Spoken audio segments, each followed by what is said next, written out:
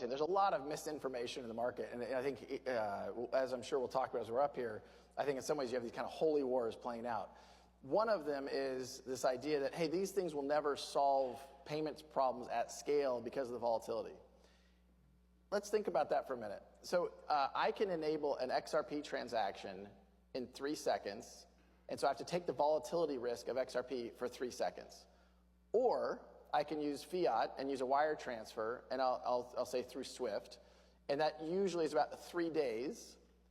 3 days is 270,000 seconds. So it's almost 100,000 seconds, 100,000 times longer than an XRP transaction.